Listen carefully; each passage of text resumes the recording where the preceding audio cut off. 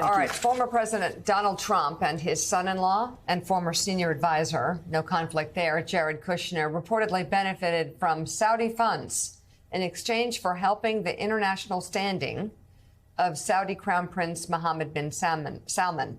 According to the Washington Post, quote, the day after leaving the White House, Kushner created a company that he transformed months later into a private equity firm with $2 billion from a sovereign wealth fund chaired by the Saudi Crown Prince.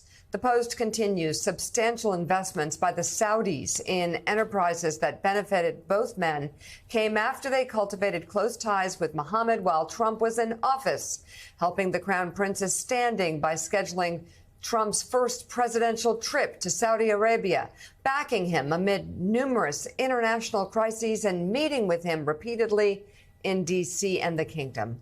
Kushner and Trump both declined to comment to the Post on this story. A spokesman for the Saudi Public Investment Fund did not respond to the Post's request for comment. House Oversight Committee Chair James Comer was asked yesterday if his committee will be investigating this report.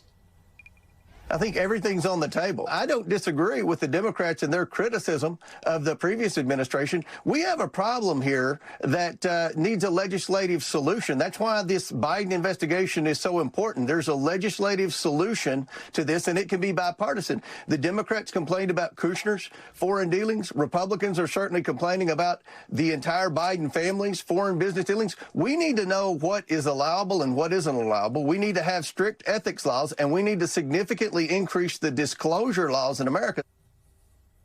Let's bring in the reporter behind this story, political investigative reporter for the Washington Post, Michael Kranish. He's co-author of the biography from the Post entitled Trump Revealed.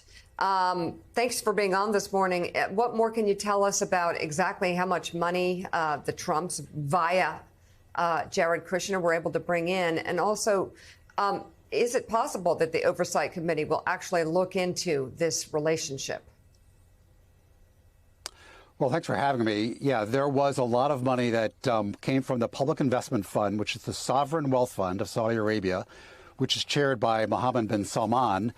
New York Times last year reported that the fund's advisors recommended against this investment into the Kushner Equity Fund, but bin Salman overruled them. The $2 billion came to this private equity fund.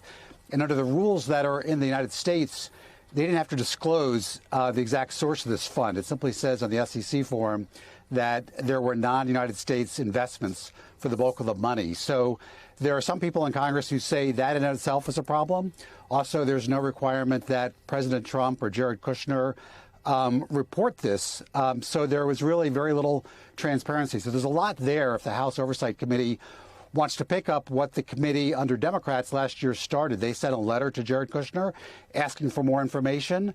With the turnover to Republicans, that investigation basically has not continued actively in the same way it was going to. So if Comer, like you said yesterday at ABC, wants to pick this up, there is a lot there to look at, a lot of documents they might be able to look at. Maybe they can get communications between the Crown Prince and Jared Kushner. So there's a lot there they might want to look at in terms of whether laws need to be changed to provide more disclosure. So, Michael, good morning. It's John Flemire. Let's underscore for just to take a minute how cozy the relationship was between the Trump administration and Saudis. While he was in office, his first foreign trip was to Riyadh.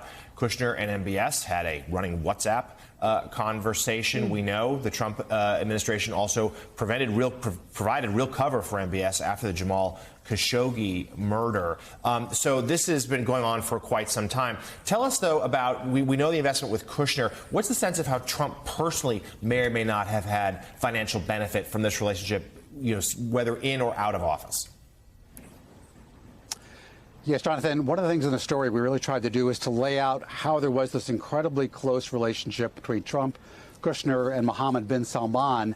And if he had not had that close relationship, he may not have risen from deputy crown prince to be crown prince and then heir to the throne. So that was very important for him. When the CIA made its finding that bin Salman had ordered the killing or capture of Jamal Khashoggi, the Washington Post contributing columnist, there were a lot of people who thought that's the end for bin Salman. But Trump did not release that finding at the time. He vetoed legislation in Congress that would have cut off arms sales to Saudi Arabia. So there were a lot of important things. And Trump later told Washington Post Associate Editor Bob Woodward that he had, quote, saved, unquote, bin Salman. So there's no question that Kushner had done an awful lot to help bin Salman. And then after the Trump administration leaves office, there's the $2 billion that goes to Kushner's equity fund. And then in response to your question, the same public investment fund then has funded this golf tournament called LIV, L-I-V Golf, which is in competition with the PGA.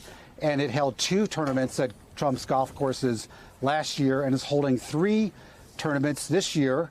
So the fact that Trump is running for re-election, he hasn't cut this off. We don't know how much he's making. It's completely opaque. Typically, you'd get millions of dollars for each tournament, but we simply don't know. Trump has said it's worth billions of dollars to the Saudis to have these tournaments played at his courses. So he sees some value there, and we just simply don't know how much he's getting from the Saudis for these tournaments at his various golf courses. Michael, Al Sharpton, one of the things I think important about what you're raising in the book is I think people forget that the prince was really accused and proven to have been behind one of the most vicious killings, assassinations for a journalist that was really expressing and exposing what was going on in that country. And forgetting for a moment how much money the former president and son-in-law got, the fact that they would bring this guy from a pariah stature that the whole world was looking down on, and actually bring him back to where people could deal with him in a way that what he did was pardonable or forgivable, sets a new low in how we deal with protecting free speech, free press, journalism. I mean, it's almost like it's all right now to do what they did to Khashoggi. Well, you know, after Trump lost the election, Biden had said during his campaign that he would make sure that Saudi Arabia was treated like the, quote, pariah, unquote, that they are. And, of course, we now know that Biden did the fist bump famously with the Crown Prince under a sort of realpolitik decision that they, in fact, did have to deal with Saudi Arabia. So that's where we are. And, in fact, very importantly, there was a case here in Washington, D.C., where there's an effort to bring some justice to this case. And the U.S. government basically said because bin Salman has simultaneously been promoted to be prime minister, that he had immunity from this case, which many had immunity basically in other efforts going on in other places in the world. It's still possible. The efforts are still ongoing to bring justice to that case. But the fact that the U.S. government basically said he was immune in this very important Washington, D.C. case has sort of let him off the hook, frankly, according to those who are allied with Khashoggi. So they do feel that this was a way that bin Salman did escape being held accountable. All right. Political investigative reporter for the Washington Post, Michael Kranish, thank you so much. Greatly appreciate you being here. And, you know,